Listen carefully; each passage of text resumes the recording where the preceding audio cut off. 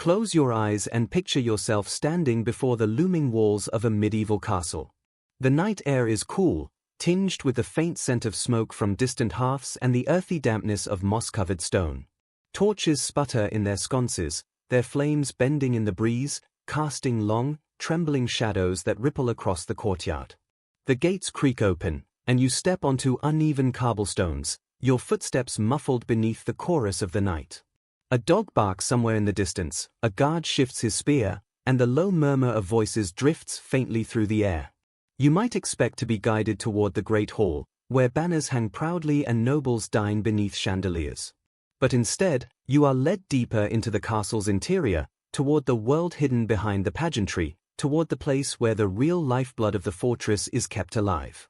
The stone corridors grow narrower as you move inside, the flicker of torchlight illuminating patches of soot along the walls. The further you descend, the more the scents change. At first, a faint sweetness of hay and ale, then the sharper tang of herbs, and finally, the unmistakable mingling of wood smoke, roasting meat, and damp grease. The sounds grow louder too, a clattering of pots, the heavy thud of cleavers striking against wood, the muffled groans of laborers bending under loads of firewood and water. You are entering a world few nobles ever truly saw, a world where comfort is rare, and yet without it, no feast, no celebration, no grand display of wealth and power could ever exist. This kitchen is not the modern idea of gleaming counters and neatly arranged utensils. It is a cavernous, shadowed chamber, its ceiling blackened from centuries of smoke, its air thick and oppressive. Enormous hearths dominate the room, their flames leaping hungrily as whole carcasses turn slowly on spits, fat dripping onto glowing coals with a hiss. The flagstone floor beneath your feet is slick, worn smooth by endless footsteps and stained dark by years of spills.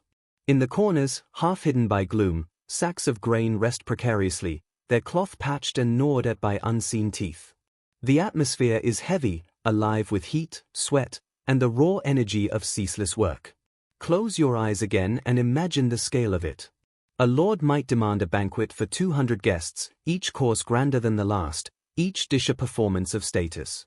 Behind the curtain of splendor, this is where it begins, in firelight and smoke, in toil and grime.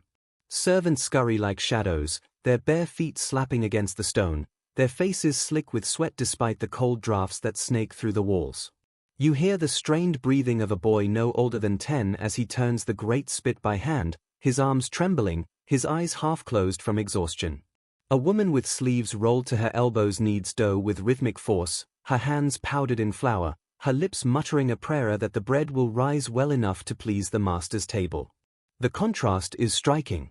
Above, in the great hall, laughter rings as goblets are raised, songs echo against rafters, and nobles feast with abandon. Below, hidden from sight, the true machinery of that splendor groans and clatters on. The kitchen is a place of survival as much as service. Here, there is little glory, only necessity. The smell that hangs heavy in the air is both inviting and repelling, an intoxicating mixture of roasted fowl, pungent herbs, sour ale, and the unmistakable tang of unwashed bodies pressed too long against each other in relentless labor. As you walk further in, your senses grow sharper. The smoke stings your eyes, forcing them to water. You feel the sudden blast of heat as you pass near the hearth, followed by a chill draft that sneaks in from an open door where a servant has rushed outside to fetch water. The uneven rhythm of hammering, chopping, and stirring creates a strange kind of music, a heartbeat of the castle itself. This is the pulse that sustains noble life, unseen but essential, the fire behind the illusion of effortless abundance. Pause for a moment and consider how many hands touched each piece of food before it ever graced a golden platter. Imagine the long chain of labor stretching from field to forest, from kitchen to hall. A deer felled by the Lord's hunt is dragged here, its carcass stripped, its meat salted or roasted, its bones boiled for broth. A sack of barley carried for miles by peasants is poured into a vat, stirred until it becomes the ale that will foam in the goblets of knights.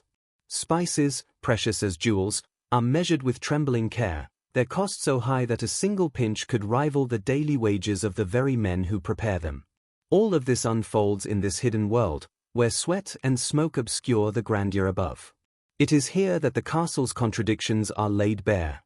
For every roasted swan presented with gilded feathers intact, there are hours of scraping, gutting, washing, and seasoning that leave hands raw and backs aching.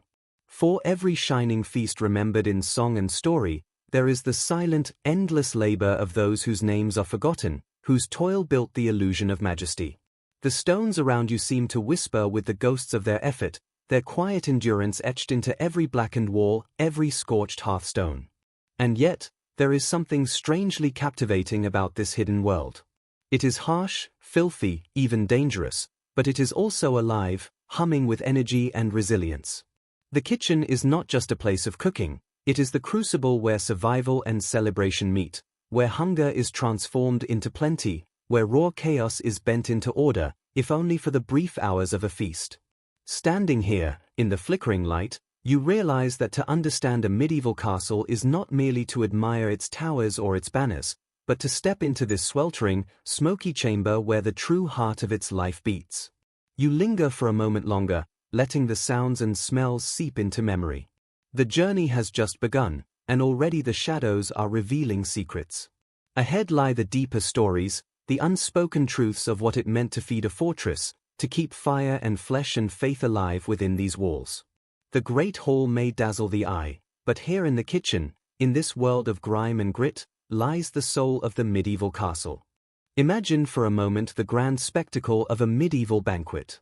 Long wooden tables stretch across the great hall, each one draped with rich cloths, illuminated by the glow of hundreds of candles.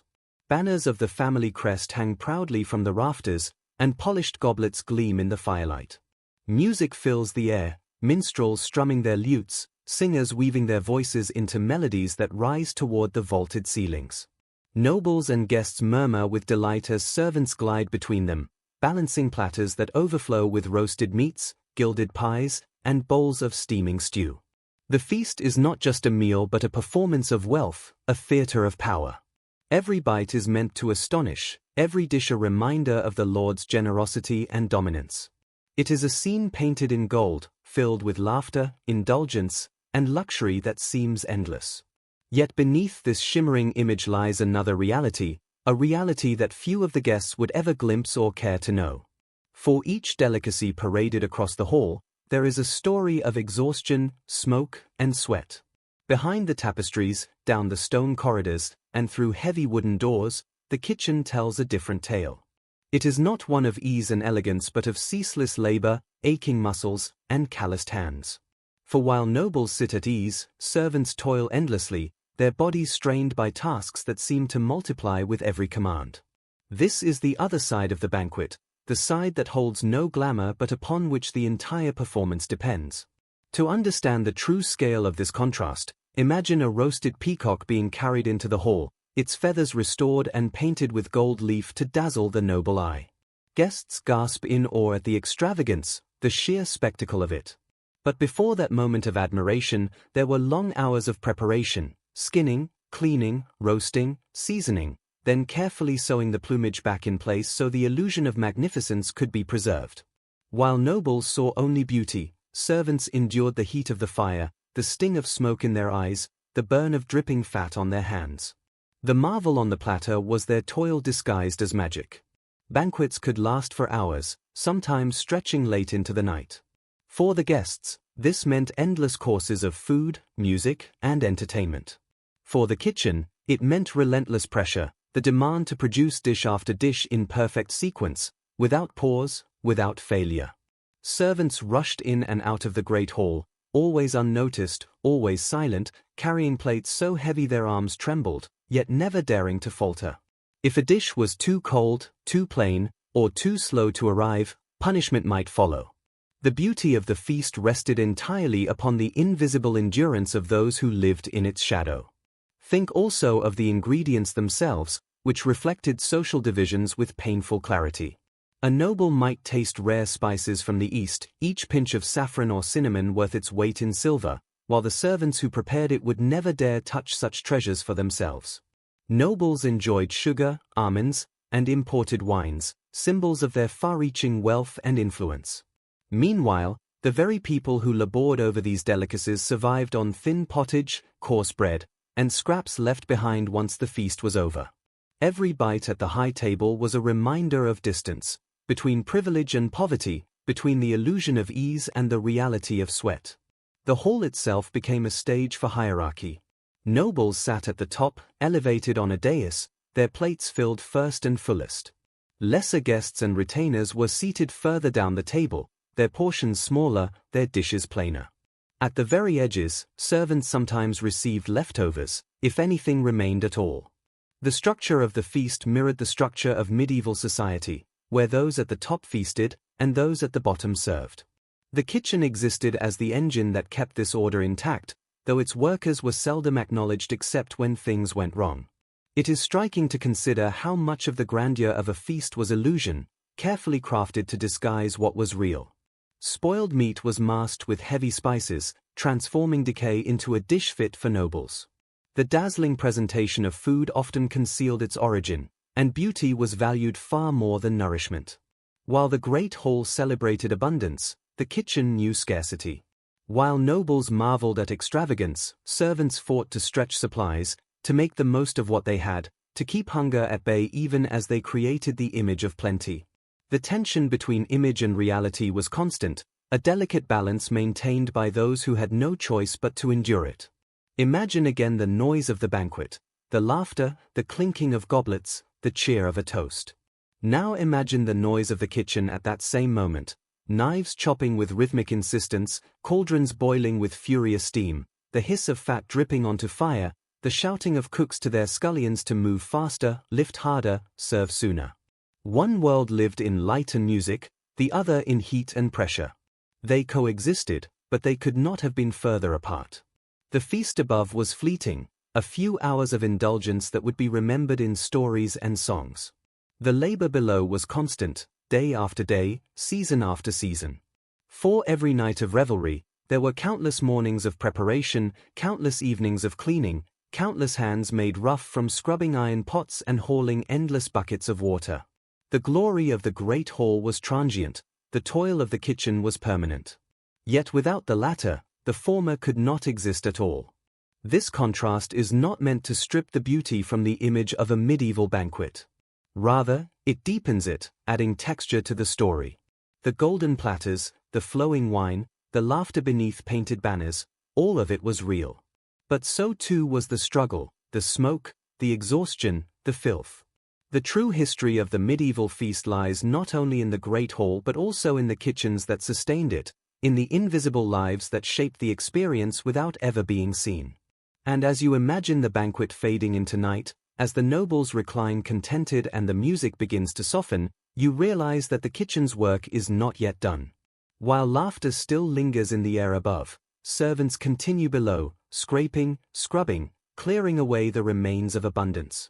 Their labor stretches long into the night, unseen, unthanked, but essential.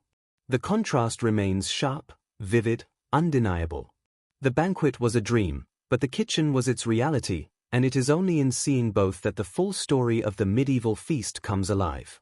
Step slowly through the narrow stone passage, the walls cool and damp beneath your fingertips, until the sound of clattering metal and the faint roar of flames grows louder. You turn a corner, and suddenly the castle's kitchen opens before you, vast and shadowed, a cavernous chamber tucked deep into the belly of the fortress. This is not merely a room but a world unto itself, an engine that drives the life of the castle, a place where fire and flesh and sweat converge. The ceiling arches high above you, blackened with centuries of smoke that clings in thick layers, and the air is heavy, dense, difficult to breathe, as though every exhalation of the past has been trapped within these walls. The first thing that strikes your senses is the overwhelming scale of the hearth.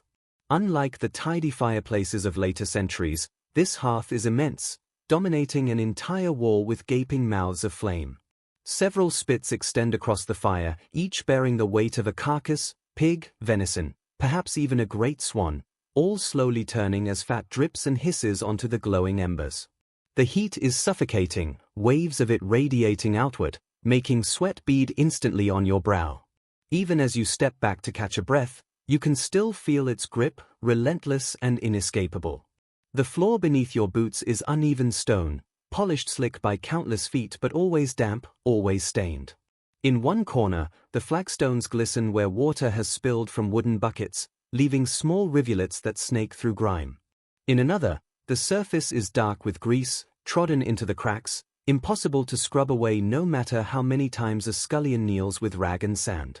Vermin scurry here too, quick flickers of movement that vanish as soon as they are glimpsed, slipping between sacks of grain stacked precariously against the walls. Around the room stand tables and benches laden with tools of every shape and size, cleavers worn from years of chopping, knives sharpened to dangerous thinness, wooden spoons blackened by fire, pots so vast they could swallow a grown man if he dared step inside. Copper cauldrons hang suspended over smaller fires, their contents bubbling and spitting, releasing clouds of steam that sting the eyes and fill the air with scents both inviting and repelling. Some aromas promise warmth and nourishment, onions softening in fat, fresh bread baking in a nearby oven. Others turn the stomach, the sour tang of spoiled meat being stewed with overpowering spices in an attempt to disguise its decay. Together they form a chaotic orchestra of smells, impossible to separate, overwhelming to anyone not accustomed to them. Look upward, and you will see the rafters thick with soot, beams coated in black like old bones charred by time. Herbs hang from hooks, sage, thyme, rosemary, drying in the smoke, their silhouettes casting delicate shadows that sway gently as air stirs. The ceiling feels oppressively close, not because of its height but because of the weight of centuries pressing down, the residue of endless fires and ceaseless toil. Every surface whispers of age, of labor, of meals prepared not for joy but for necessity, for survival, for spectacle demanded by those who never stepped foot in this sweltering chamber. At the far side of the room lies the bakehouse oven, its stone mouth glowing red, where bakers shovel round loaves inside with long wooden paddles. The heat here is almost unbearable, a furnace within a furnace, and the men working it are stripped to their shirts, sweat dripping into the flour dust that coats their arms. Beside it stand barrels of ale and mead, their wooden hoops damp with leakage, filling the air with the yeasty scent of fermentation. Beyond them, a smaller door leads to the buttery, where casks of wine are stored in the cool darkness, carefully guarded against both spoilage and theft. Closer to the hearth, a spit boy crouches, his young face illuminated by the fire's glow. His hands grip the iron handle as he turns the heavy spit, muscles straining, eyes half closed from exhaustion. He does not look up as you pass, too focused on his endless task, his body tethered to the rhythm of the flames. Behind him, scullions bend over tubs of water, scrubbing knives and trenchers with coarse sand until their hands are raw, their backs bent permanently into weary arcs. The air is filled with their grunts and sighs, though no one dares to speak above a whisper. At one long table, a butcher works with practiced precision, stripping meat from bone, his cleaver rising and falling in steady rhythm. Each strike reverberates through the chamber, a heartbeat of steel and wood. Near him, a woman kneels, grinding spices with mortar and pestle, her motions circular, relentless, the sound a steady rasp beneath the cacophony of fire and chatter. The vivid color of saffron stains her fingertips gold, though she will never taste it herself, for these treasures belong to the Lord's table alone. It is not only the sights and sounds but the constant movement that overwhelms you. Servants rush in and out through narrow doors, balancing trays, carrying water, fetching firewood, their footsteps echoing on the stones. The rhythm is frantic, unending, yet somehow coordinated, like the frantic motion of bees in a hive. Each person has a place, a role, and the entire machine would collapse if even one faltered. And yet, despite this order, the kitchen feels like chaos, shouts overlapping, fires roaring, pots boiling over, smoke blurring vision until everything is cloaked in haze. Look toward the walls again and notice how they tell their own story. Black streaks of soot climb toward the ceiling, stains that no amount of scrubbing can erase. Cracks in the stone have been stuffed with straw or rags to keep out the drafts, though the wind still finds ways to sneak in, chilling the backs of workers even as their faces burn from the hearth. Rat holes pock the corners, and the faint scurrying never truly stops, no matter how many traps are set. In every crevice, filth lingers, a reminder that this kitchen is as much a place of survival as it is of service. That if you pause long enough to listen, you will hear more than labor. You will hear the unspoken sighs of servants, the muttered curses of a cook frustrated by lack of supplies, the soft prayers whispered by a boy hoping not to be beaten for his mistakes. You will hear the groan of timbers shifting, the drip of water from the ceiling, the crack of wood in the fire. The kitchen has its own language, one that speaks of both necessity and suffering, of endurance without recognition. And yet, for all its filth and strain, there is something mesmerizing here. The glow of the hearth, the shimmer of copper pots, the rhythm of work, they form a kind of grim beauty, a harmony born of survival. This is the heart of the castle, hidden and unglamorous, yet more vital than the decorated chambers above. Without this smoke-filled cavern, no lord could feast, no guest could marvel, no celebration could endure. The kitchen is the unseen stage upon which the grandeur of the great hall rests. As you turn slowly in place, taking in every detail, you realize you are standing in a place of paradox. It is both the filthiest and the most essential chamber of the castle, a place of endless labor and endless creation, of misery and necessity, of shadows and flame. The hidden layout reveals not only walls and hearths, but the truth of medieval life, that splendor was always built upon struggle, that feasts were born of fire and sweat, that behind every shining surface lay the blackened stones of the kitchen.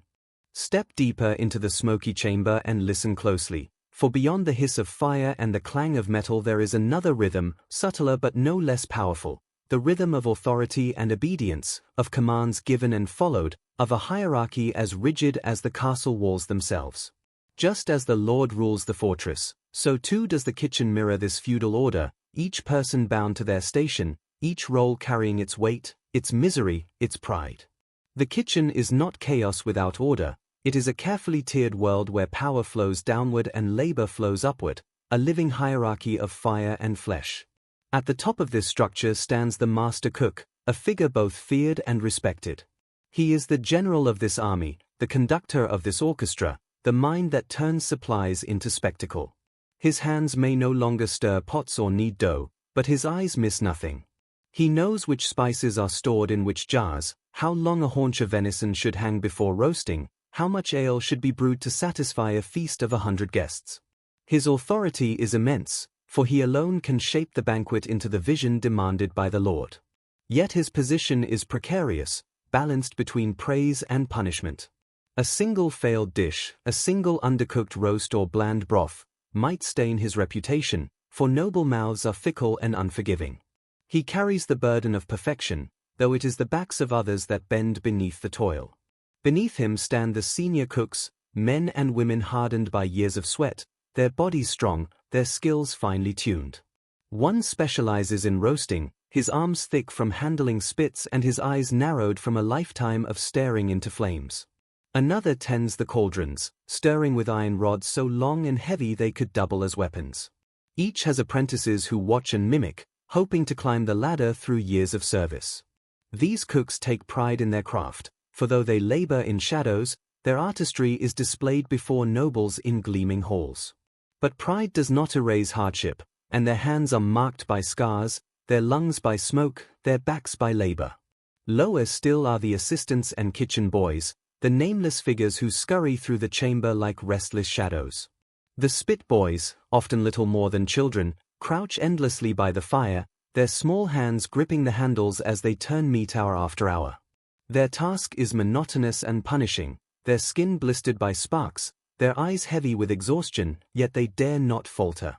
Scullions move among the filth, scrubbing pots so large they must climb inside them to reach every corner, hauling buckets of water until their arms tremble.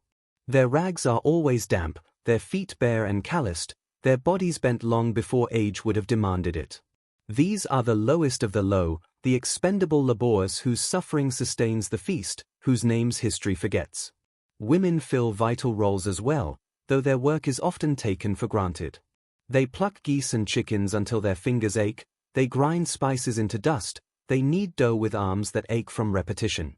Some oversee dairy, churning butter, shaping cheese, and ensuring fresh milk does not sour before it can be used. Others serve as brewers, stirring vast vats of ale, watching the froth rise and fall, measuring with precision that only practice can teach. Their work is essential, but they stand forever in the shadows, praised only when silence requires it, blamed quickly when error intrudes.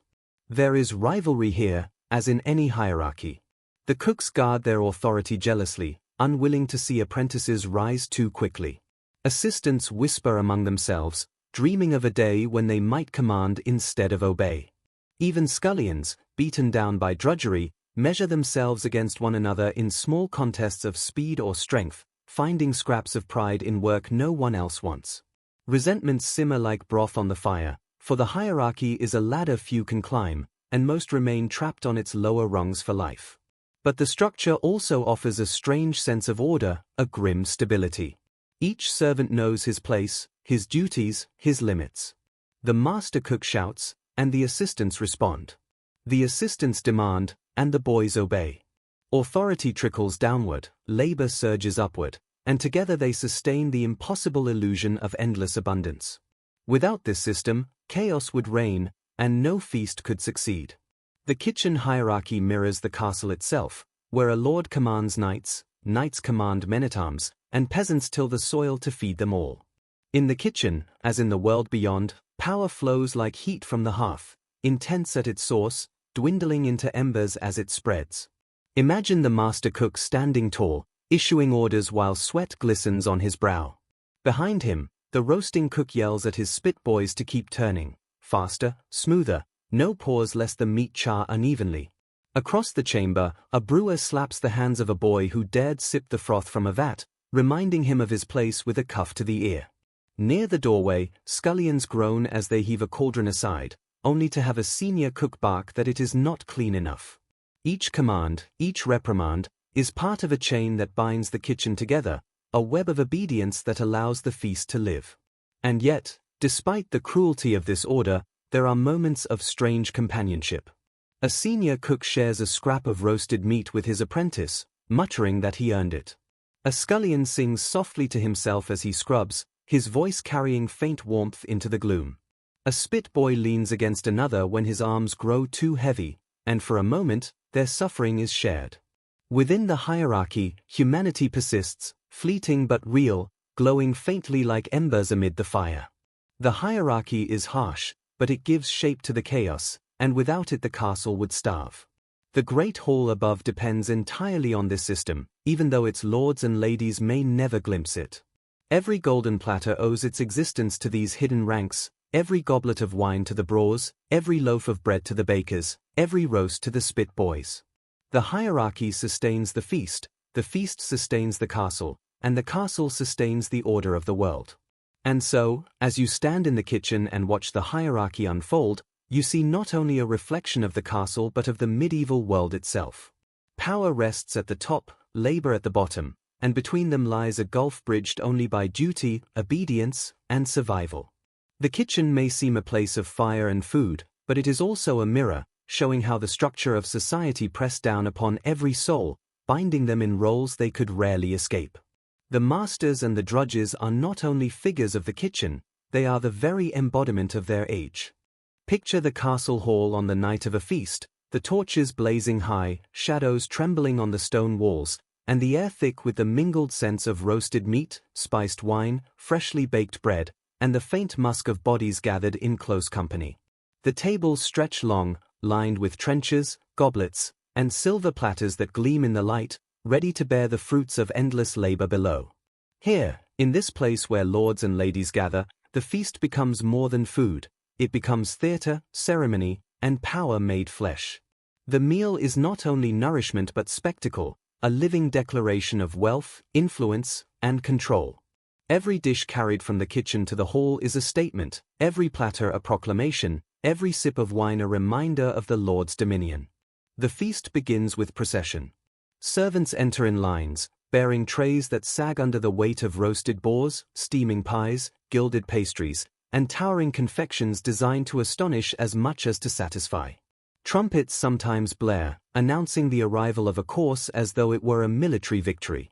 All eyes turn as a dish is unveiled, a roasted swan with feathers reattached for majesty, a peacock presented whole with its iridescent tail fanned, or a pie that, when cut, releases live birds to flutter about the hall, filling the space with astonishment and laughter. The food itself is theater, intended not only to fill bellies but to remind all present of the Lord's ability to command abundance and transform scarcity into luxury. At the high table sits the Lord with his family, surrounded by nobles, clergy, and honored guests. The best cuts are reserved for them, venison tender as butter, suckling pig glistening with fat, rare fruits brought from far-off lands, spices worth more than silver. They eat not just for pleasure but as a ritual of dominance, each bite a reminder that the world exists to supply their table.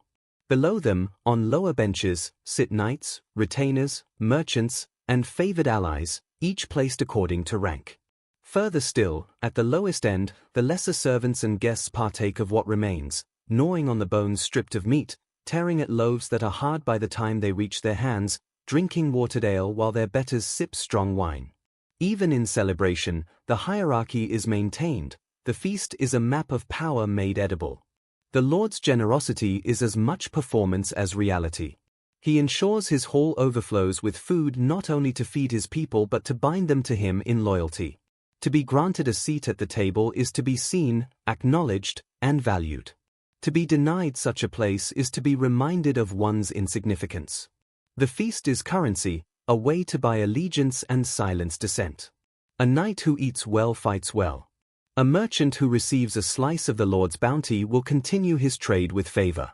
The clergy, offered the choicest wines, will bless the Lord and his line with holy authority. The meal is not just about survival or pleasure, it is about weaving the threads of loyalty and obligation tighter with each course. But behind the grandeur lies a darker truth. The servants who carried these dishes will not taste them. The spit boys who turned the meat will never bite into the roasts they labored over. The scullions who scrubbed the platters will never drink from the golden goblets.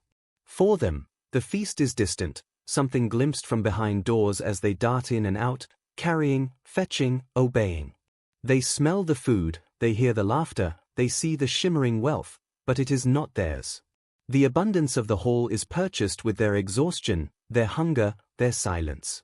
The more splendid the feast above, the more grueling the toil below. The noise of the feast grows as cups are drained and refilled. Laughter rises, songs echo, arguments flare and die as quickly as they come. Minstrels play at the edges, plucking strings, blowing pipes, beating drums to keep the hall alive with music. Jugglers, fools, and dancers move between tables, their antics as much a part of the entertainment as the food itself. The feast is a total spectacle, meant to dazzle the senses and remind all present of the power concentrated in this one hall, this one family, this one Lord. Yet for all its glitter, it is fleeting. The meat will be eaten, the wine drained, the bread gone stale. Tomorrow, the platters will be empty, the hall cold, the servants once again trudging into the smoky kitchen to prepare for the next demand. Waste is everywhere. Bones are tossed to the dogs beneath the table, grease drips onto rushes strewn across the floor, wine spills like water. The sheer excess is staggering, for the Lord must display that he has more than enough, even if famine grips the villages outside his walls. To hoard and to flaunt is to secure one's place in the world, to prove one's might through indulgence. Guests may marvel, but the peasants who tilled the fields, who gave up their grain and livestock for this moment, may never know such fullness in their lives. The feast becomes a symbol not only of generosity but of inequality, an emblem of a world where plenty and hunger coexist side by side. Consider the symbolism of the dishes themselves. Spices like cinnamon and cloves, brought from lands so distant most cannot imagine them, turn ordinary meat into treasure. Sugar, rare and precious, shapes into sculptures more admired than eaten. Even bread, so common and humble, is transformed into a vessel of status. Fine white loaves for the Lord and his guests, coarse brown trenchers for those below, and none at all for those who serve. The very act of eating becomes a performance of power, a reminder that some mouths are destined to taste sweetness while others know only bitterness. And when the feast reaches its height, when the torches flicker low and the cups are drained, songs grow louder, bodies lean closer, and indulgence turns to abandon. Arguments flare into brawls, laughter shifts to curses, and the hall becomes a place where restraint dissolves. For a time, hierarchy blurs in the haze of drink, yet dawn will restore order. Servants will sweep away the rushes, scrape fat from the tables, wash goblets until they shine again. The feast will leave behind only crumbs, stains, and aching backs. Its brilliance lasts for hours, its cost lingers for days. In the end, the medieval feast is not only a meal but a symbol, a carefully staged display of wealth and control. It feeds bodies but also binds loyalties, dazzles eyes while masking hunger, and creates a moment of splendor built upon hidden suffering. The guests remember the swan, the peacock, the laughter, the song. The servants remember the smoke, the blisters, the hunger. Both are true, both essential, for without one, the other cannot exist. The feast is a mirror of the medieval world itself, glorious and brutal, abundant and starving, bound by ritual, sustained by inequality, and always vanishing into memory as soon as it is consumed. In the heart of every castle, behind thick doors that muffled the roar of the great hall, lay the castle kitchen, a world that seemed to exist in a different rhythm from the one above.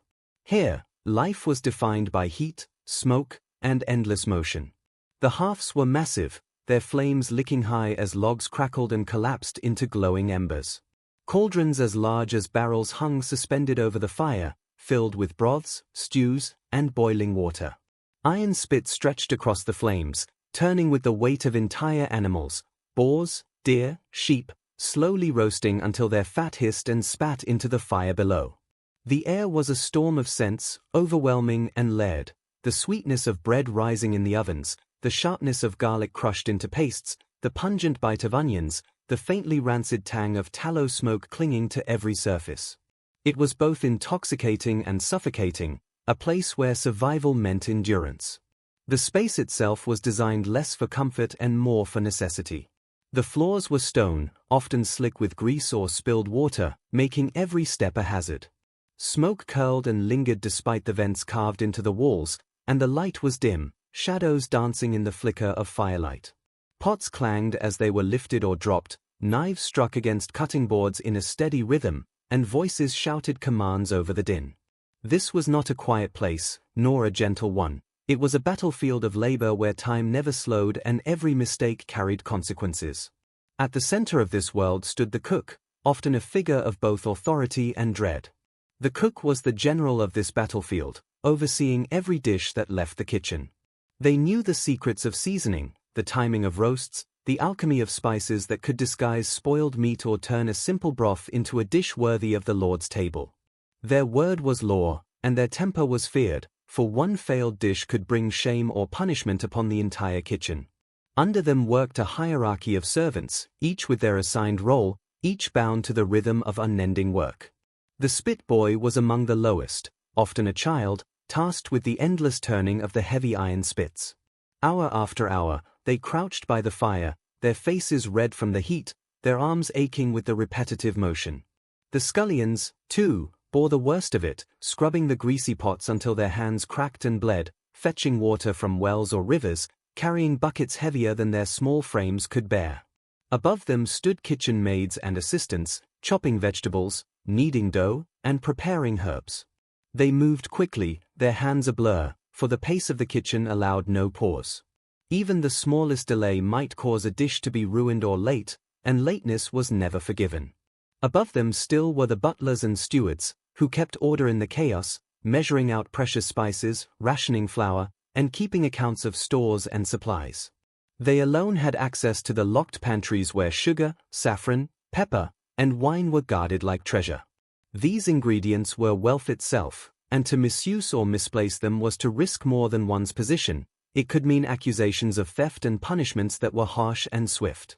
The kitchen was a world of hierarchy as rigid as the one in the great hall, each rank dependent on the next, and each servant aware of their place. The rhythm of the day was dictated by need, not by the servant's desires. At dawn, fires were lit, embers coaxed back into flame, and the first loaves of bread were slid into ovens. Throughout the day, the kitchen rarely quieted. Preparations for a feast could begin weeks in advance. Animals slaughtered and hung to cure, spices pounded into powders, pastries shaped and stored. On ordinary days, meals for the household still required endless work. Pottage bubbled in pots, bread was baked daily, and beer was brewed in great batches, for water was often unsafe to drink. There was no such thing as rest. Even when the hall grew quiet at night, the kitchen carried on, cleaning, scrubbing, and preparing for the next demand. The conditions were harsh, often cruel. Burns were common, from boiling water splashing onto arms to fat spitting from the spits. Cuts were inevitable when knives slipped on greasy hands or bones splintered under pressure. The smoke caused eyes to water constantly, lungs to ache, and clothes to reek no matter how often they were washed. The constant lifting of heavy pots and buckets bent backs early and left joints swollen. The scullions often bore the brunt of ridicule and abuse, treated as expendable bodies in a machine that never stopped. For many, the kitchen was not a place of learning or rising but of survival, endured until something better could be found, though for most, nothing better ever came. Yet within this hardship lay a strange kind of pride. The servants knew that their work, invisible though it was, held the castle together. Without them, no feast could dazzle, no lord could impress, no table could be filled. The kitchen's anonymity was both a curse and a shield. Unseen by the nobles, they were spared scrutiny, but also denied acknowledgement. Their victories were small: the bread that rose perfectly, the roast turned evenly, the pie that held its shape when cut, but they mattered deeply within the kitchen's walls. The kitchen was also a place of secrets. Conversations whispered over chopping boards, alliances formed in the shadow of ovens, rumors exchanged while hauling water. The servants observed more than nobles ever imagined. They saw who ate most greedily, who drank too much, who demanded dishes late at night. They knew when supplies ran low and when feasts stretched the castle's stores too thin. Though powerless in many ways, the kitchen held knowledge, and knowledge was its own quiet form of strength. When the great hall roared with celebration, the kitchen roared with labor. When laughter echoed above, curses echoed below. When nobles lifted goblets, servants lifted cauldrons. Two worlds, bound by the same castle walls, yet so far apart they might have been different realms. The servants' lives were lived in shadow, their faces lit by firelight, their backs bent to endless tasks. And though they may never have been remembered in songs or stories, their toil shaped the very heart of medieval life. The castle kitchen was not a place of romance or glamour but of unending necessity. It was here, in the heat and smoke, that the true lifeblood of the castle flowed. The servants endured, not because they were celebrated, but because survival demanded it, and because the grandeur of the great hall could not exist without their invisible strength. In their silence, in their suffering, in their perseverance, they carried the weight of a world that depended on them, even if it never thanked them. The pantry of a medieval castle was more than just a room with shelves of food. It was a vault of survival, a treasure chamber where the future of the household was guarded day by day. Behind locked doors and under the watchful eyes of stewards and butlers, the pantry held the supplies that determined whether the lord's table could be set in splendor, whether the garrison could be fed in times of siege, and whether famine could be endured without collapse. To step inside was to enter a world of order, calculation, and discipline, where every sack, every barrel, every jar, and every spice had a meaning beyond its appearance. The pantry was not simply storage, it was power measured in loaves of bread, in salted fish, in precious pinches of saffron or pepper that could dazzle a noble guest. The air of the pantry was different from the smoky, stifling heat of the kitchen. It was cooler, quieter, more deliberate. The smell here was not of roasting meat or boiling broth but of preservation. The tang of vinegar, the salt-heavy sharpness of cured pork, the earthy scent of grain in great sacks, and the faint sweetness of honey sealed in earthen jars. Barrels lined the walls, filled with ale or wine, some tapped and ready for use, others left to mature in darkness. Shelves held wheels of cheese wrapped in cloth, waiting for their time to be cut and served. Hooks along the beams above carried hams, sides of bacon, and strings of dried fish, each piece a silent guarantee against hunger. Every item in the pantry was the result of careful planning, of peasants' labor in the fields, of trade agreements stretching across towns and ports, and of the servants' diligence in guarding against spoilage and theft. The pantry was divided by function, for order was the only way to manage abundance and scarcity alike. Grain stores were kept separately, sometimes in their own granaries, for they were the most vital of all. Without grain there was no bread, and without bread, even nobles would feel hunger. Flour was sifted and stored in sealed chests to keep pests at bay, and the difference between fine white flour and coarse brown meal was itself a reflection of social order. The lord enjoyed bread soft and white, while servants and labourers made do with the dense, darker loaves that filled bellies but carried little prestige. Wine and ale were kept in casks, carefully rotated so the oldest would be used first. Salted meats were layered in barrels with thick crystals of salt, checked regularly to ensure they had not spoiled. Dried beans and peas filled sacks, simple yet essential, for they could last through lean months when no fresh vegetables were to be had. Every corner of the pantry carried the mark of human effort, and every item held within it the promise of survival, or the threat of scarcity if mishandled. It was the steward or butler who ruled over this world. Their task was not glamorous but crucial. They kept the keys, and with them, the trust of the Lord. Each item taken from the pantry was recorded, each measure noted, each barrel tapped with permission alone. Mismanagement here could spell disaster, for a feast prepared without enough supplies would shame the household, and a winter entered without proper stores could bring starvation. The steward's role was one of vigilance, constantly balancing the demands of the Lord's table with the need to preserve resources for the future. Too much extravagance, and the supplies would run short. Too much caution, and the Lord's reputation might suffer in front of guests. It was a delicate act of judgment, repeated day after day, season after season. The pantry was also where wealth revealed itself most clearly. Spices, cinnamon, cloves, nutmeg, saffron, and pepper were kept in locked chests, each pinch more valuable than silver. Sugar, so rare in medieval Europe, was guarded with special care, sometimes treated more as medicine than food. Almonds, imported from warmer lands, were measured out sparingly, as were dried figs, dates, and raisins. To possess such luxuries was to declare one's connection to the wider world of trade, to prove one's reach stretched beyond the castle walls, across seas and markets.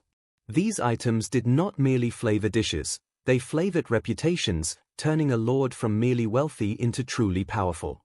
The pantry, then, was as much a political tool as a practical one, its locked stores a silent but constant reminder of the household's reach. In times of abundance, the pantry swelled with goods, its shelves bending under the weight of harvests and trades. But in times of famine or siege, its atmosphere turned grave. Every measure of grain became a decision that could tip the balance between endurance and collapse. Servants sometimes went hungry so that the Lord's table could remain abundant, for appearances mattered even in scarcity. Bread was stretched with peas, beans, or even ground acorns. Ale was watered down, wine rationed strictly, meat cut thinner and thinner until only bones remained to flavor stews. In such times, the pantry became a place of anxiety, where each day was counted not by feasts but by the dwindling supplies that spelled out how many days remained before hunger tightened its grip. Yet, for all its seriousness, the pantry was not free from theft. Servants, often hungry themselves, were tempted by the abundance locked just beyond their reach. A wedge of cheese taken here, a handful of flour there, a sip of ale stolen in the shadows, these small acts of defiance and survival were common. The punishments, however, could be severe, for theft from the pantry was theft from the Lord himself, and it was treated as betrayal. Yet even harsh discipline could not entirely prevent it, for hunger often outweighed fear. The pantry, in its silence and order, carried with it constant tension between plenty and want, between loyalty and survival. It is easy to imagine the pantry as a quiet, still place, but in reality, it pulsed with the life of the castle. Servants moved in and out, arms full of sacks or jars, their steps echoing on the stone floors. The steward checked and rechecked inventories, quills scratching in ledgers by candlelight. The smells shifted with the seasons, fresh apples and pears in autumn, salted meats dominating winter, herbs drying in summer's warmth. It was a living record of the castle's fortune, changing with harvests, trades, and wars. To step inside was to step into the very stomach of the castle, the place where its future was measured not in battles won or lost, but in how long the supplies would last. And so, the pantry was not merely a room of storage but the silent backbone of the castle's grandeur. The banquets above, the laughter, the music, the shimmering goblets, all of it began here, in the quiet rooms of stone and wood where supplies were guarded, measured, and rationed with care. Without the pantry, the kitchen would have nothing to cook, the hall nothing to boast of, and the Lord nothing with which to impress his guests. In its silence, it carried the weight of every celebration and the shadow of every famine. In its order lay the fragile balance between abundance and hunger, loyalty and discontent, survival and despair. The larders of a medieval castle were places of both practicality and necessity, chambers dedicated to the careful preservation of perishable goods in a time when refrigeration did not exist. Step into one of these rooms, and you would immediately notice the difference in atmosphere from the smoky, frantic kitchens or the orderly, guarded pantries. The air in the larders was cooler, damp with the weight of stone walls, often semi-underground or built into thick towers where sunlight could not intrude. These spaces were designed not for display but for endurance, for here lay the quiet strategies that allowed a castle to stretch its resources, to prepare for lean months, and to survive in times of siege. The larders were not glamorous, but they were essential, and without them, the grandeur of the feast hall could not exist. The walls were lined with shelves, hooks, and storage jars, each one filled with food that had been carefully treated to last.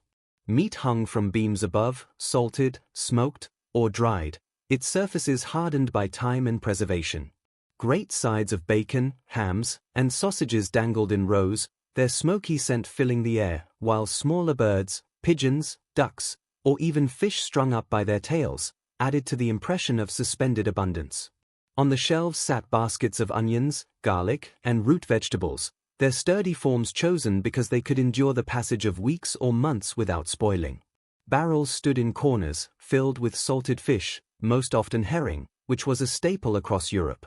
In times of feast, these barrels provided cheap but filling fare. In times of famine, they became the backbone of survival. Each item in the larder was less about luxury and more about foresight, chosen because it could withstand time's slow decay. The methods of preservation were as varied as they were ingenious. Salt was perhaps the most precious tool, for with enough salt, meat could last through the harshest winters. Large barrels were layered with pork, beef, or fish, each cut packed tightly and buried in salt crystals, then sealed against the air.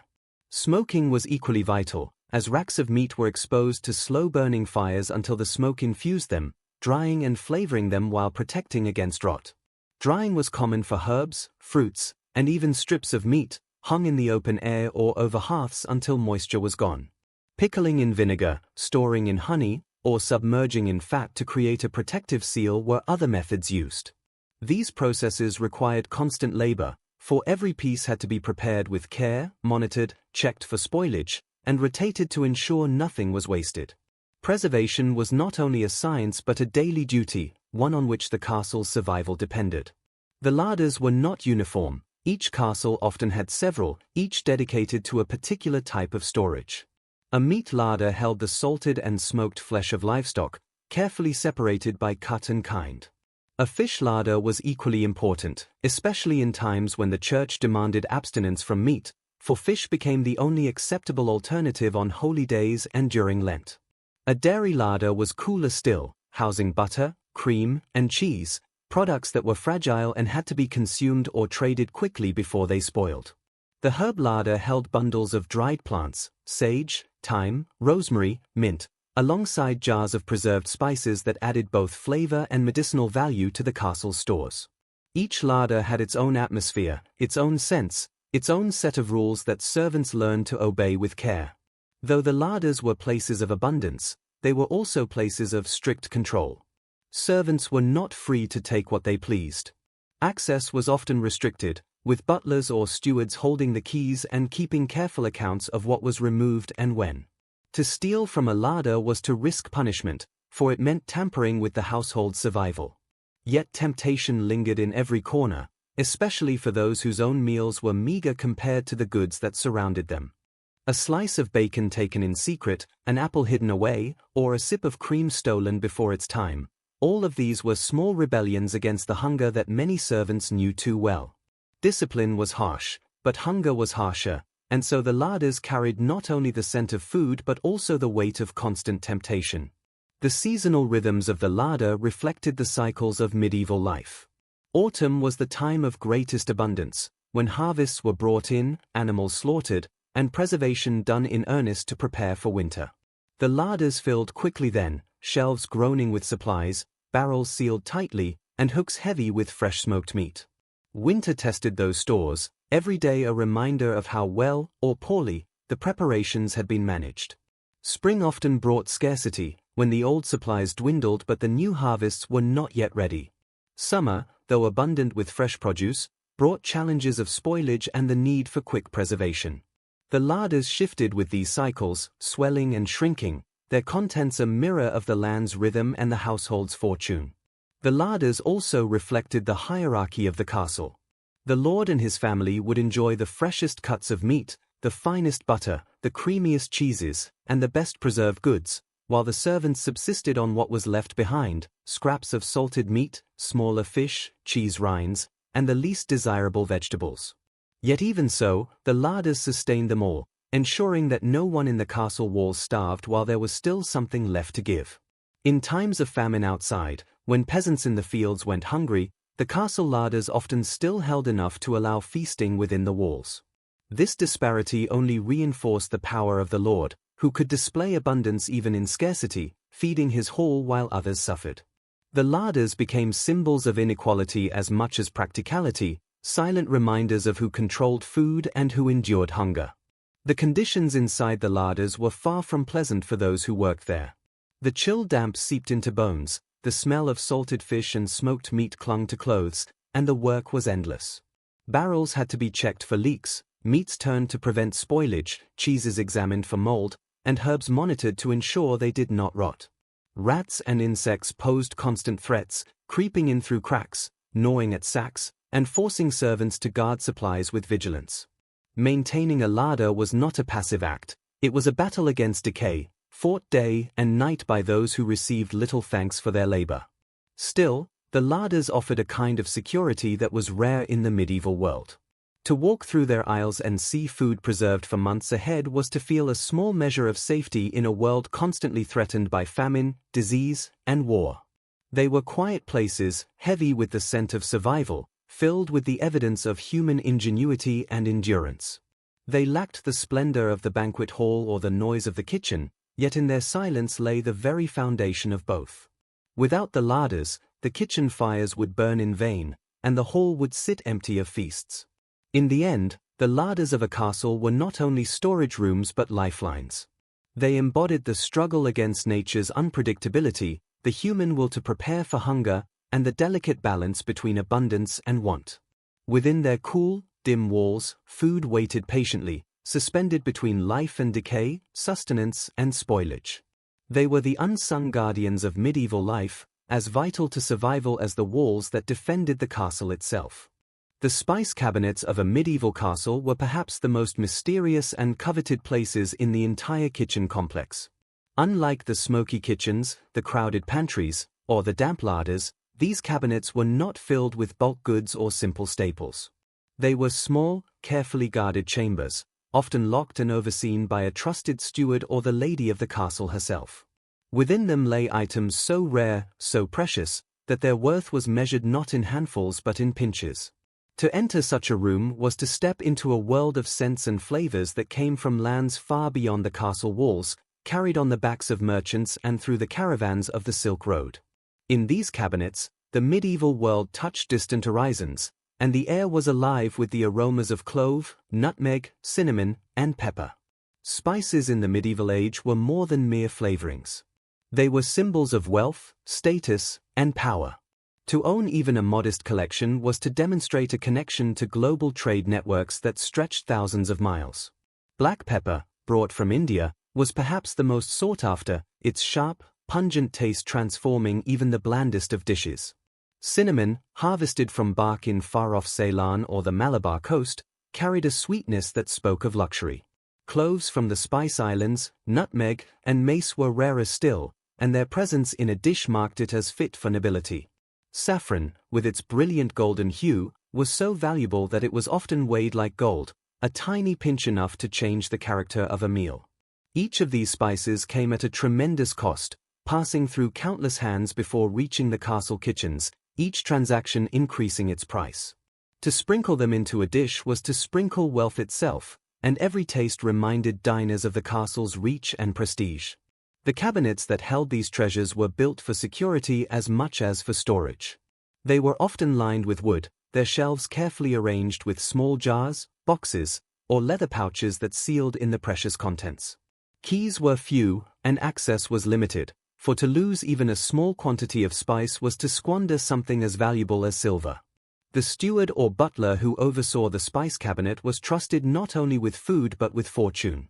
Records were kept, often in careful handwriting, noting which dishes received spices and in what quantities. Such strict control was necessary, for temptation lingered here more than anywhere else. A servant who could smuggle even a handful of peppercorns might trade it for enough to feed his family for weeks. The air in these cabinets was heavy with the mingled scents of faraway lands, each breath a reminder of the treasures kept within. The role of spices in medieval cooking cannot be overstated. Beyond their taste, they carried practical benefits that elevated them above ordinary herbs. In an age without refrigeration, spices masked the flavor of preserved or aging meats, lending freshness to what might otherwise have been unappetizing. They added warmth in winter, their aromas bringing comfort when cold stone walls chilled the body. They also held medicinal value, for medieval thought saw food and medicine as inseparable. Cinnamon was believed to strengthen the heart, nutmeg to aid digestion, pepper to ward off colds, and saffron to lift the spirit. To serve spice dishes was not merely indulgence, it was an act of care, a display of knowledge, and sometimes a matter of health. The kitchen thus became an apothecary as well as a place of feasting, its spice cabinet a storehouse of remedies as well as luxuries. Spices also shaped the culture of feasts. A lord who served richly spiced dishes proclaimed his wealth and sophistication, impressing guests with tastes they might never have known in their own homes. The brilliance of saffron-colored sauces, the sweet heat of ginger, the fragrant bite of clove, all were signals of refinement, meant to dazzle and delight. Recipes in noble households often called for generous mixtures of spices, blending sweet and savory in ways that might seem unusual today but were admired at the time. A single dish might combine pepper, cinnamon, ginger, and sugar, creating flavors that spoke of abundance and exotic origins. The spice cabinet was thus directly tied to the spectacle of hospitality, ensuring that meals were not only nourishing but memorable. The presence of a spice cabinet also revealed the inequalities of the medieval world. While nobles dined on saffron-infused sauces and meat seasoned with pepper, the peasants beyond the castle walls relied on onions, leeks, and wild herbs for flavor. The divide was stark, spices for the wealthy, bitterness for the poor. Within the castle itself, the privilege of spices was equally guarded. Servants might smell their aromas daily as they carried dishes to the lord's table, but they rarely tasted them unless scraps fell their way. The spice cabinet thus became both a symbol of indulgence and a marker of separation, reinforcing the boundaries of class and privilege. Maintaining a spice cabinet was not merely about storage but about presentation. Wealthy households often displayed their spices in elaborate containers made of silver, ivory, or carved wood, each one designed to showcase the rarity of what it held. To present a jar of saffron at table, or to grind pepper fresh before guests, was as much a performance as a practical act. The visual splendor of spices, red saffron threads, dark peppercorns, golden turmeric, and pale nutmeg, added to the sensory impact of the feast, creating not just taste but spectacle. The cabinet was the backstage, where the ingredients of this performance were hidden until their moment arrived. The global reach of these cabinets was astonishing when considered from the perspective of a medieval cook. The peppercorns had traveled from India, through Arab traders, across the Mediterranean, and into Europe. Cloves and nutmeg had crossed seas from the far east of Indonesia, their journeys taking months if not years. Cinnamon came from forests thousands of miles away, carried by merchants who risked deserts, storms, and piracy. Each jar in the cabinet held not only spice but story, the story of journeys across continents, of hands that carried, sold, and guarded them. In this way, the spice cabinet was a quiet map of the medieval world, its sense connecting a single castle kitchen to the farthest reaches of trade. Yet despite their distance and cost, spices were not static luxuries. They shaped tastes, influenced recipes, and eventually began to transform European diets. Over time, their presence became expected at noble tables, so that a feast without spices seemed incomplete. The spice cabinet thus shaped not only meals but also traditions, embedding itself into the culture of dining. And as the centuries passed, these cabinets would play a role in driving exploration itself, for it was the hunger for spices that sent ships across unknown seas, seeking faster, more direct routes to the lands where such treasures grew. In the stillness of a medieval spice cabinet, then, lay more than jars and scents. There lay wealth, power, temptation, medicine, spectacle, and global connection. Each jar represented the triumph of human desire over distance, the effort to bring the faraway into the heart of a castle. To open one was to breathe in the essence of distant forests, sunlit fields, and bustling markets oceans away. And though the cabinet itself was small, it held within its shelves a world that stretched far beyond the castle walls, a world condensed into the golden threads of saffron, the sharp bite of pepper, and the sweet fire of cinnamon. The scullery of a medieval castle was a place of constant labor, tucked away from the grandeur of the feast halls and the structured calm of the pantries.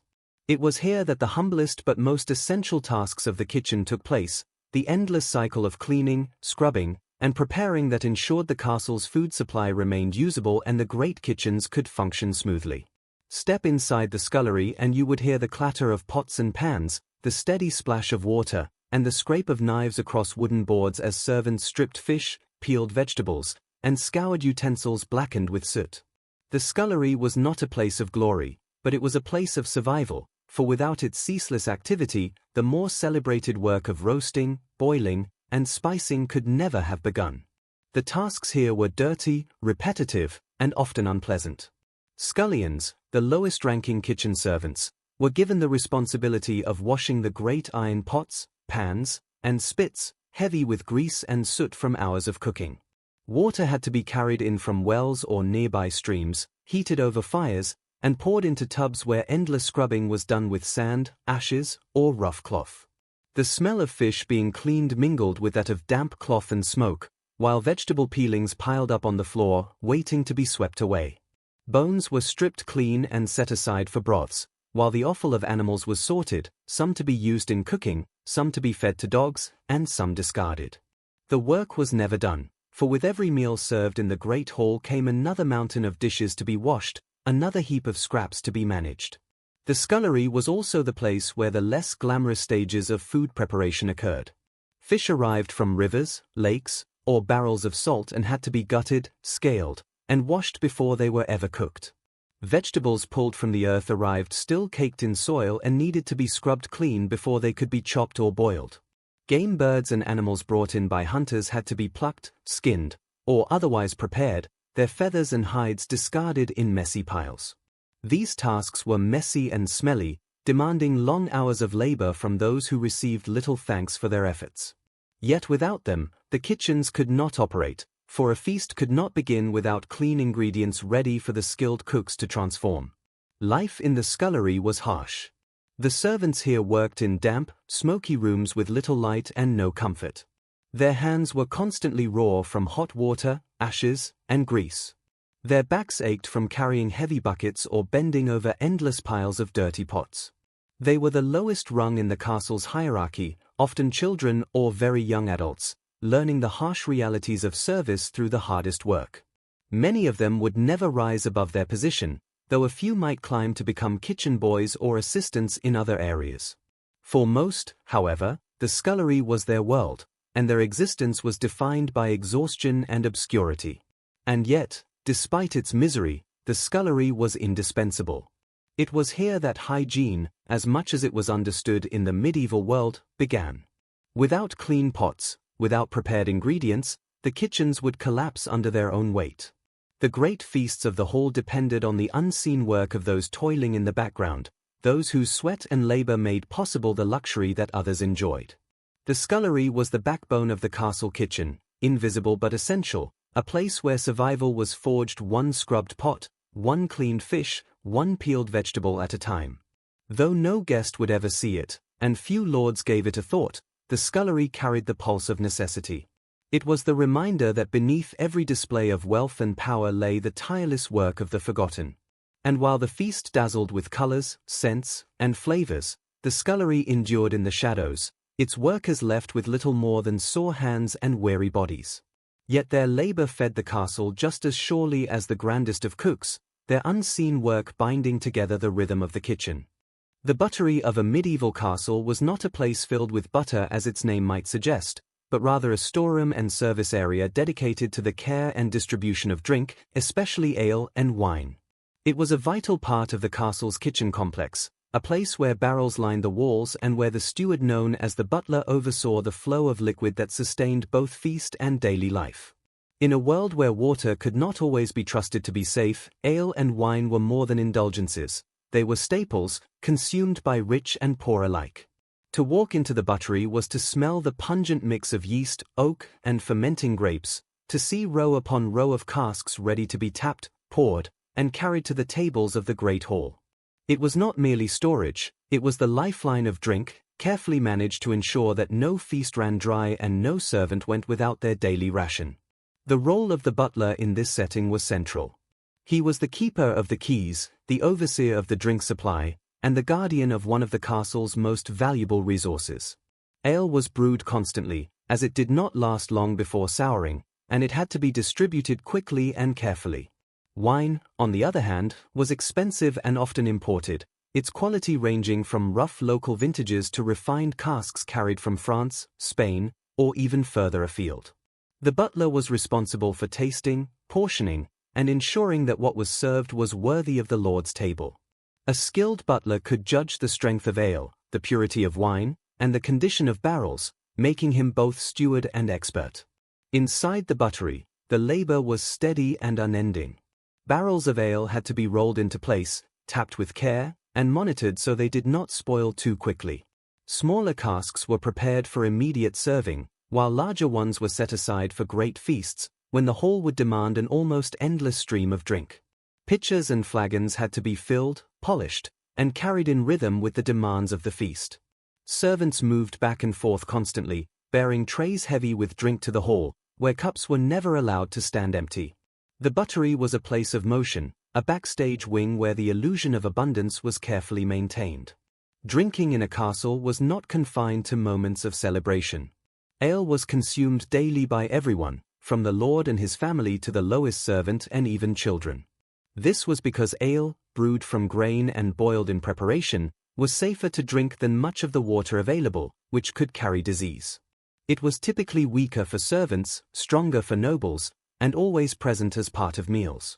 Wine, though rarer, flowed freely at noble tables, mixed sometimes with spices or honey to enhance its flavor and display wealth.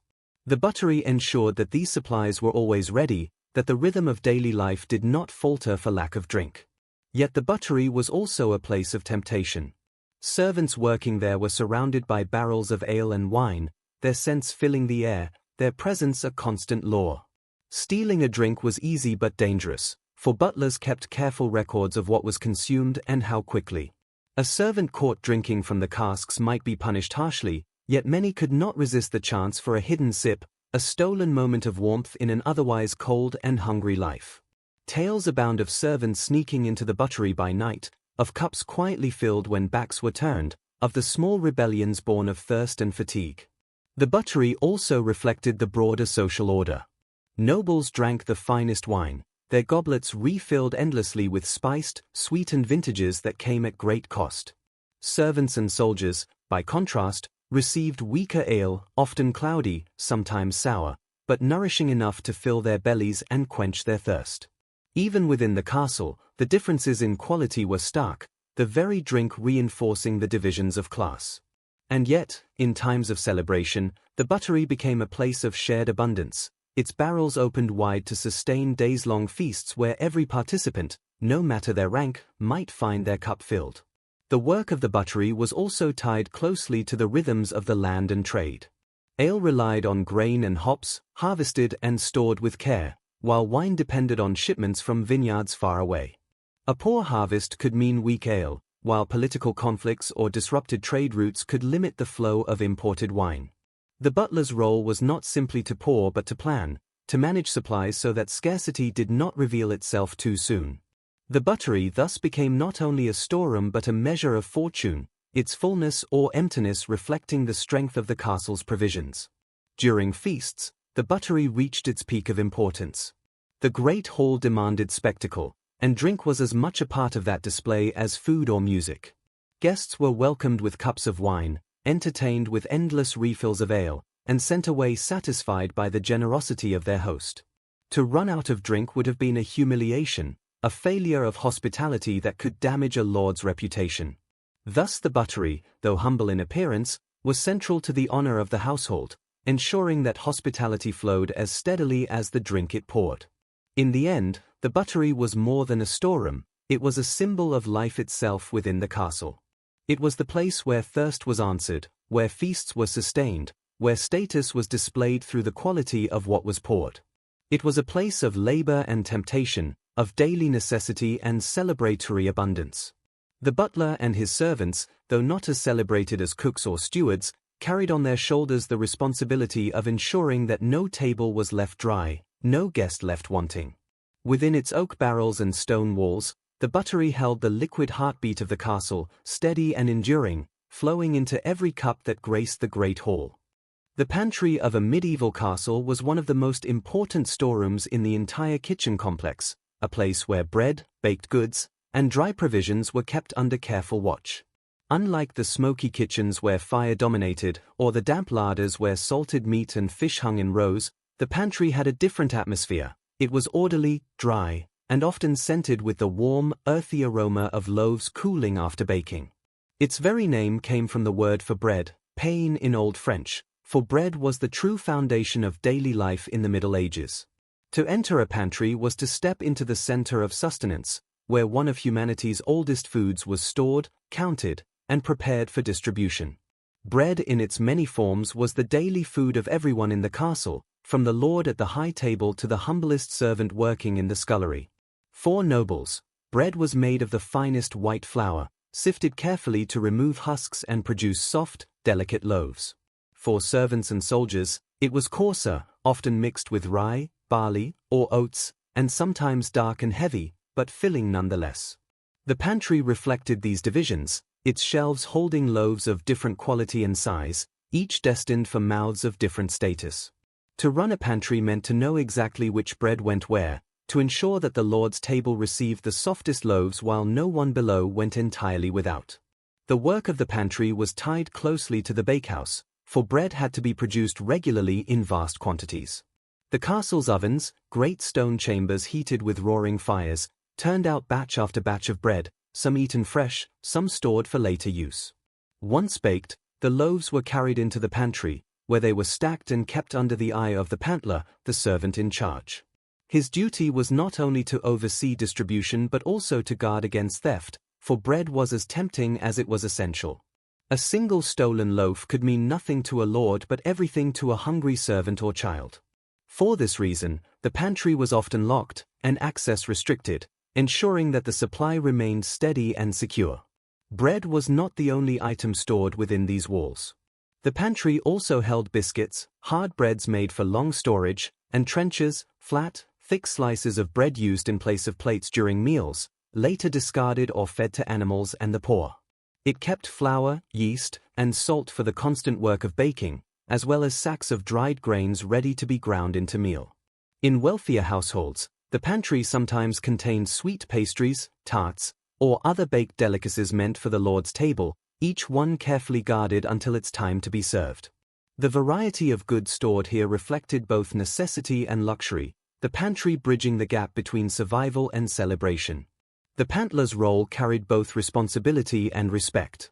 He worked closely with the butler, steward, and cook, ensuring that bread and provisions were ready to accompany meat, ale, and wine at every meal.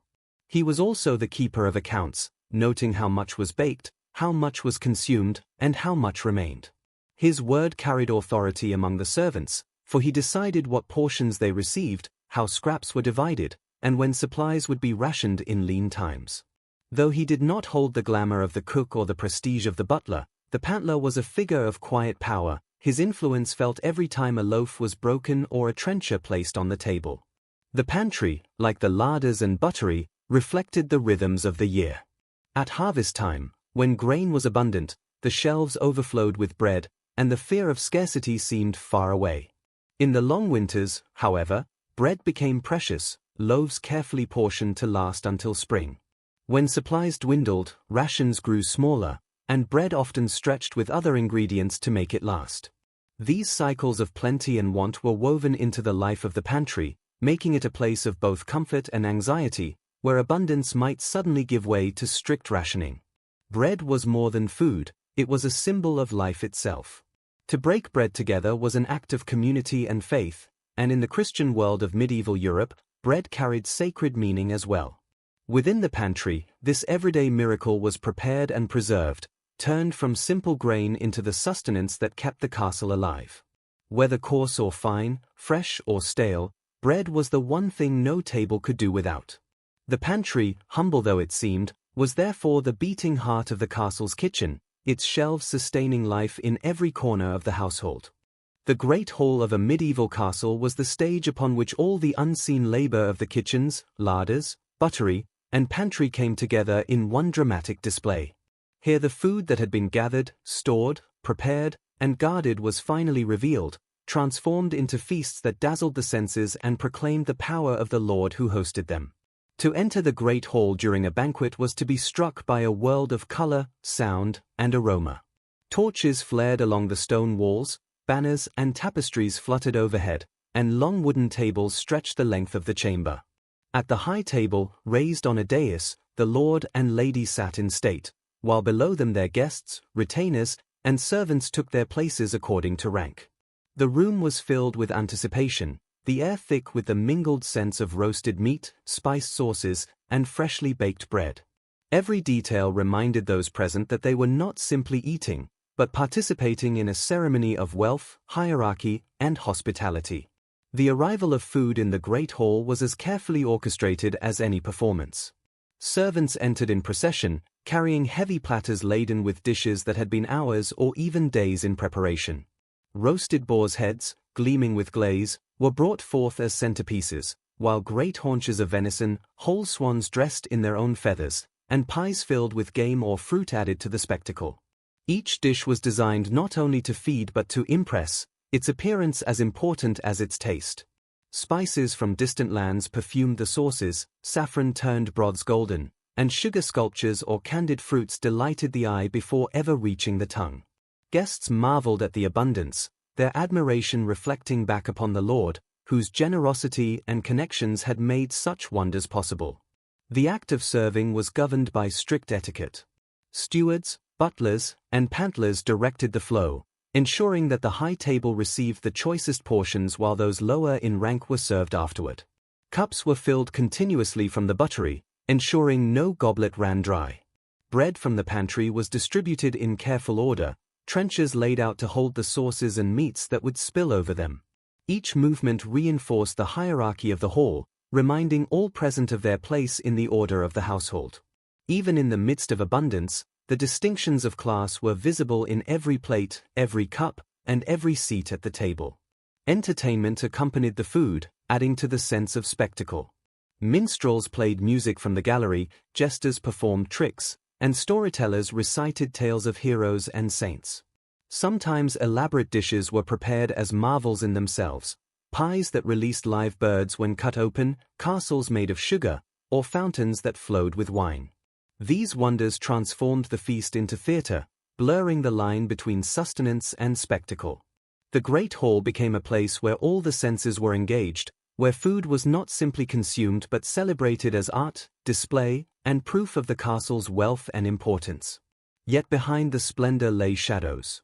The servants who labored endlessly in kitchens and sculleries rarely tasted the dishes they carried. For them, the feast was an exhausting trial of carrying heavy platters, obeying commands, and moving swiftly to keep the rhythm of the hall unbroken. The abundance on the high table stood in stark contrast to the hunger that often plagued those outside the castle walls. What to the lord was a demonstration of prestige was, to the poor peasant, a distant dream. The great hall thus embodied both generosity and inequality, its feasts feeding the fortunate while reminding the less privileged of their exclusion. The banquet also served purposes beyond celebration. It was a stage for diplomacy, where alliances were forged and guests honored. The sharing of food created bonds, and the extravagance of the feast displayed the resources and stability of the host.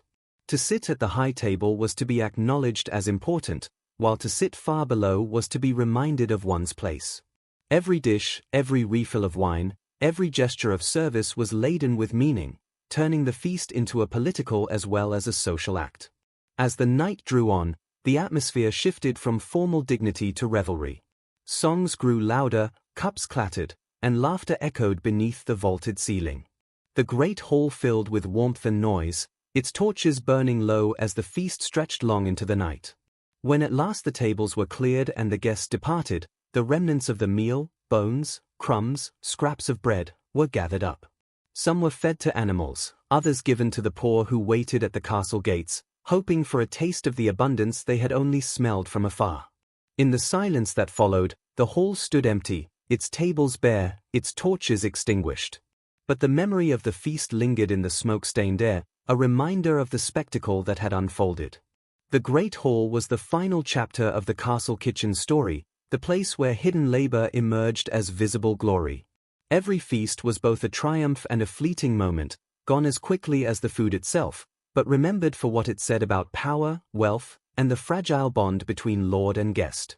The life of a castle kitchen was not only a tale of grandeur, feasting, and power, but also of deep contradictions that spoke to the nature of the medieval world itself. At its core, the kitchen was a place of both survival and spectacle, of sweat and glory, of hunger and abundance.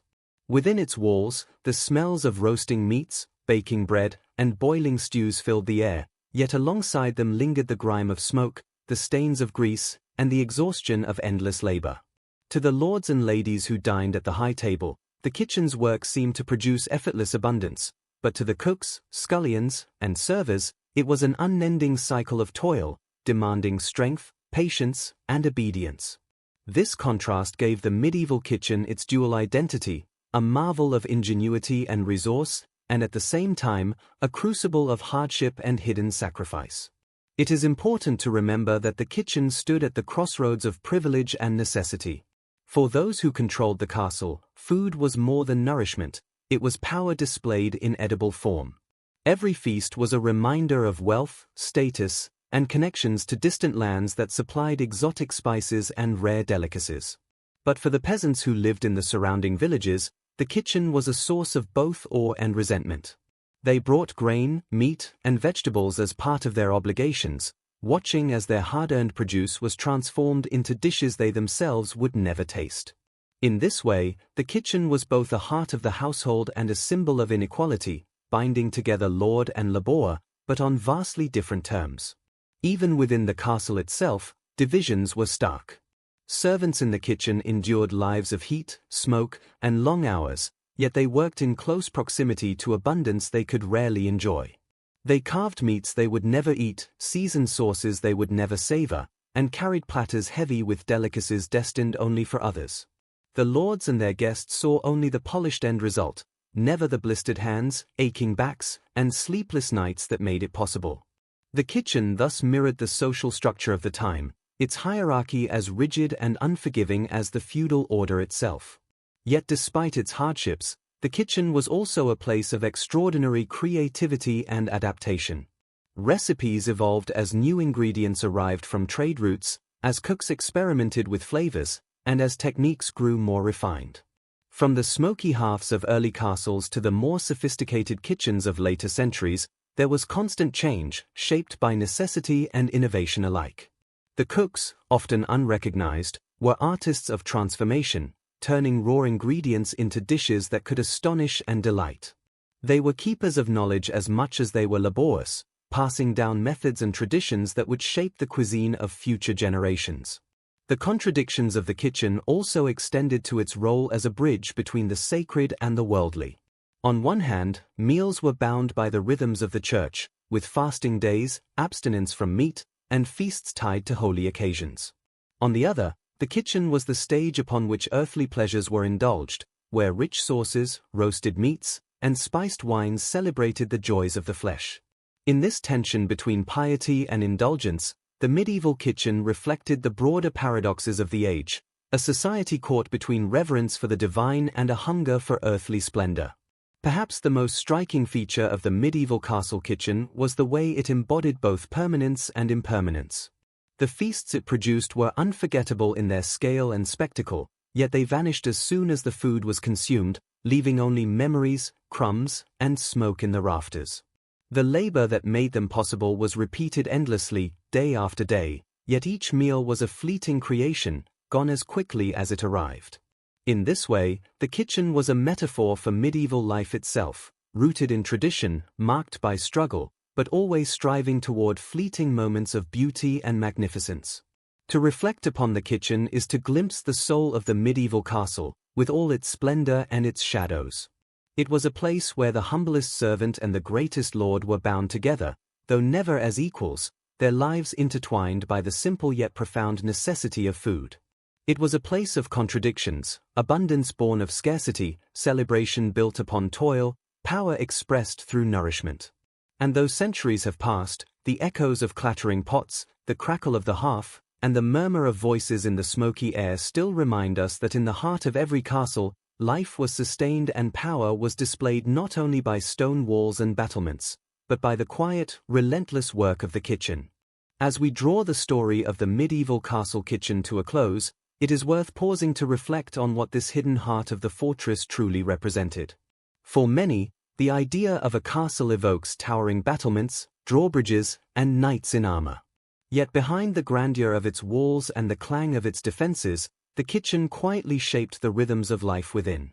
It was here that sustenance was secured, that survival was assured, and that the splendor of feasts was born. Without the labor, the fire, and the endless movement of hands in the kitchen, the castle itself could not have endured. In this way, the kitchen was both humble and mighty, a place often overlooked but essential to the story of power, survival, and culture in the medieval world. To listen to the echo of pots clanging and the hiss of fat dripping onto open flames is to hear the sound of daily life as it was truly lived. The kitchen was not glamorous, and yet its influence stretched far beyond its walls. Every alliance celebrated at the high table, every guest impressed with lavish dishes, every lord who sought to display his wealth and importance relied on the hidden labor of this space. The kitchen provided more than food, it provided legitimacy, reputation, and security. It was as central to the life of the castle as the chapel or the great hall, though far less likely to be remembered in chronicles or poetry. Yet when we peel back the layers of history, we find that the unseen places often speak most truthfully of the human experience. The castle kitchen also reminds us of the resilience and resourcefulness of those who lived in a world without modern conveniences. There was no running water, no refrigeration, no ready supply of gas or electricity. Food had to be gathered, preserved, guarded, and prepared with constant vigilance. Fires had to be tended day and night, ingredients carefully rationed, and meals planned in harmony with the seasons. Out of these challenges came remarkable skill. The cooks and servants, though nameless in history, were keepers of knowledge, transforming hardship into sustenance and necessity into art. Their labor was not only for survival but for the elevation of the castle household, providing the grandeur that would echo through banquets, diplomacy, and legend. The contradictions of the medieval kitchen, its mixture of abundance and scarcity, celebration and toil, privilege and hardship, offer a mirror into the society that built it. Feasts dazzled the fortunate few, while hunger haunted the majority. Splendor was constructed on the back of sweat and sacrifice. Yet within these contradictions lies the humanity of the medieval age. The kitchen embodied the complexities of life itself, where joy and suffering, luxury and labor were bound inseparably together. To understand the kitchen is to understand how the medieval world held itself together, through constant effort, through traditions passed down, and through the quiet, enduring work of those often forgotten. Today, as we imagine ourselves standing in a smoky medieval kitchen, we can almost hear the crackle of the hearth, feel the warmth of the fire, and smell the mingling aromas of bread, herbs, and roasting meat. We can picture the bustling servants, their faces reddened by heat, their arms weary from lifting heavy pots, and yet their movements practiced and precise. We can follow the food as it makes its way up to the great hall, where its arrival transforms into ceremony and spectacle, a performance of wealth and order. And we can step back further, seeing how this one hidden chamber, filled with noise, smoke, and labor, connected the castle to its surrounding lands, its people, and even to the far-off markets that supplied its spices. The kitchen was not isolated, it was a bridge across social classes, across regions, and across the divide between survival and splendor. In closing, the medieval castle kitchen was more than a room of fire and food. It was a place where the fate of the castle was forged daily, where the invisible work of many sustained the visible power of a few. It was a place of contradictions, of hardship and wonder, of silence in history but thunder in impact. To remember it is to honor not only the grandeur of castles but also the unrecorded lives that made them possible. The kitchen tells us that history is not only written in battles and treaties, but in the quieter rhythms of daily sustenance, where bread was broken, wine was poured, and life carried on. To fall asleep imagining this world is to step into the heartbeat of the medieval age, where every castle stood not just by stone and sword, but by the tireless fire of its kitchen.